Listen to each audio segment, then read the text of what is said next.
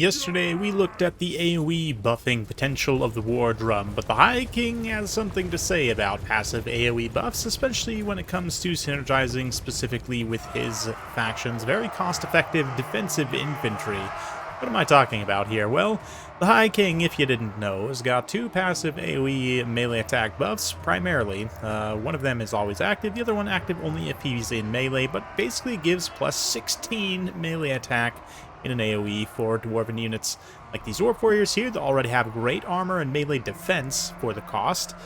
They just get even better with that offensive potential piled on. Of course, there's a little bit of weapon strength as well from the High King effect, not to mention he can cast Oath of Vengeance as an ability here that will remove 24 melee defense from a single target, which can be quite nice for trying to pick out high-value targets in melee. Of course, he's also got Stand Your Ground to buff melee defense even more, which definitely comes in handy for the dwarf units that actually don't have great melee defense, like, say, these hammerers, which we've got some here. Looks like two of them kind of using these woods for protection against the foul demons.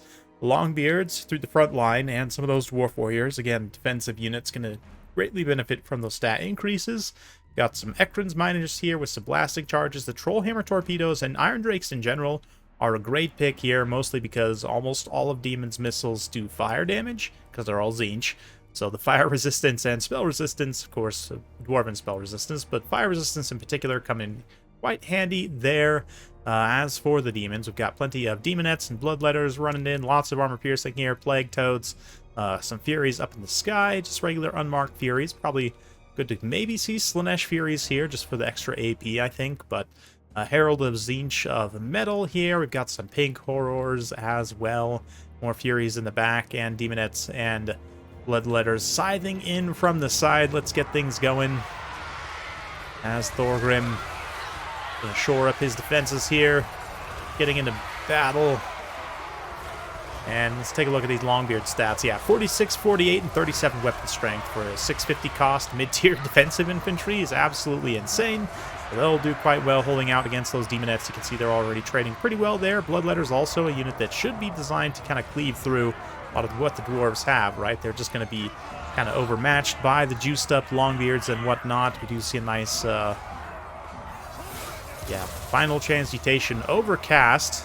Dwarven spell resistance will help them resist quite a bit of this damage, but the Trollhammer torpedoes in particular will take quite a bit from that due to their low model count. One unit getting wrapped up there without having much opportunity to shoot first. And the Dwarf Warrior also in the front lines. Miners there crumbling as well. Hammerers and other units definitely holding out much better. We've also got a Thane and a Slayer hero mixed in here somewhere. Seen the icon. Yep, there he is, this Dragon Slayer guy. So he'll definitely be helping to provide some extra kind of stability, single entity punch. Likewise, the Herald of Tzeentch going to be throwing some magics here. His attacks don't deal armor piercing damage from range, so it's not going to be crazy impactful at dealing damage to the dwarf lords and characters here. You can see he's just kind of struggling to hit Thorgrim right now anyway. But the melee rush lands hard and definitely does a substantial amount of damage. But like these hammers, 63 weapon strength, 63 attack. They've got magic damage as well.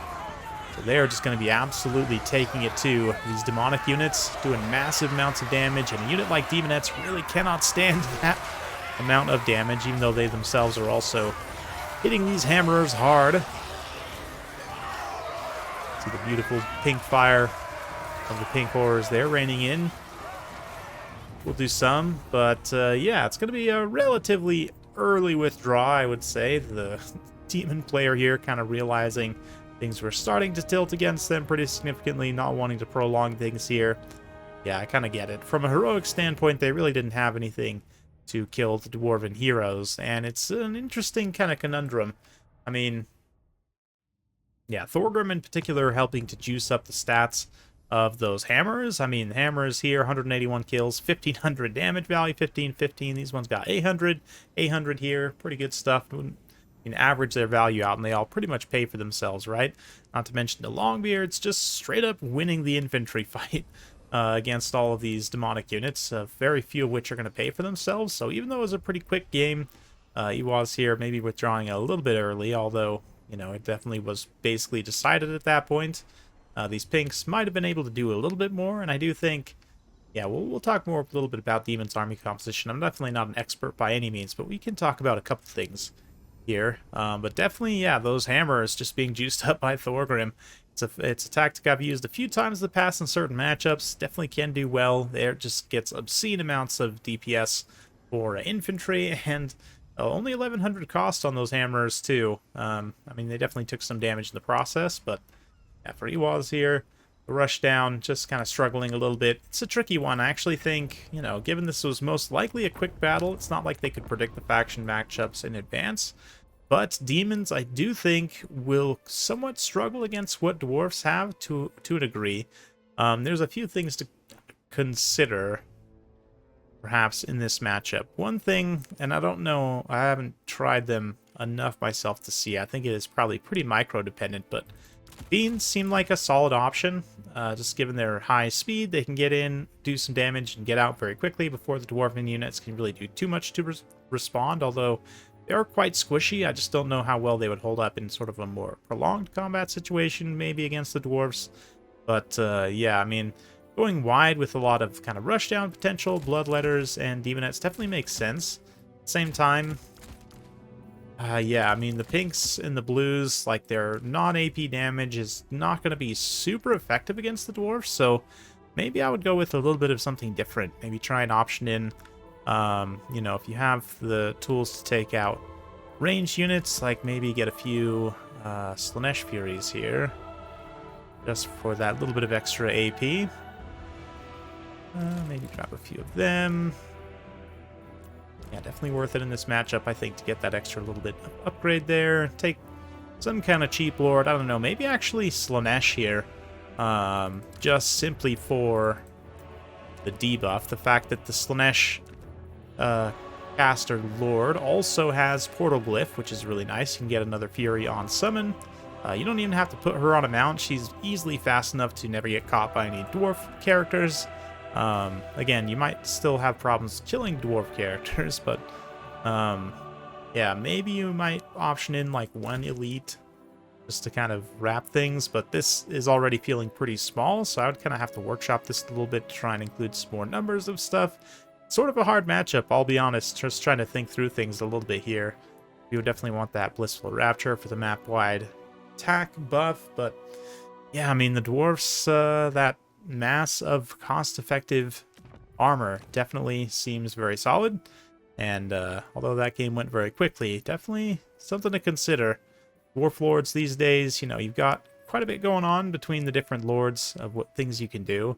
Thorgrim probably gets overlooked a lot of the time, and he's relatively expensive kitted out, but especially these two passive melee attack buffs really kind of targets one of the dwarf's main weaknesses in terms of their infantry, is low attack stats generally, especially on those very cost-effective, like I said, defensive infantry. So makes a lot of sense to synergize there, even something like Ironbreakers. But yeah, I guess hammers at 1200, they get better at what they're already good at with those buffs from Thorgrim, right? Plus, of course, Oath of Vengeance. Again, you can target that on a specific high-value unit if you need to. Like, let's say they did come in with a Hellforged host. Pop that Oath of Vengeance on them and go to town with some hammers, and it'll be a bloody battle, but the hammers actually should come out fairly well, especially if Thorgrim is fighting alongside them himself. Doesn't do armor-piercing damage, but does have some magic and splash. Pretty good against demons overall, since they generally lack armor, but definitely an interesting matchup. I would say, kind of, you know, going with my gut instinct, dwarves feel like they have a pretty good advantage here, but you guys will have to let me know down in the comments below what would you do as demons here. I don't know, maybe try and outrange the dwarves with some soul grinders, or do some different things. It seems interesting for sure. But thanks, that's all for today. Hopefully you enjoyed. If you like this sort of content, be sure to like, subscribe, hit that bell notification. Every time I upload a new video, you'll be notified. Thanks again, we'll see you next time.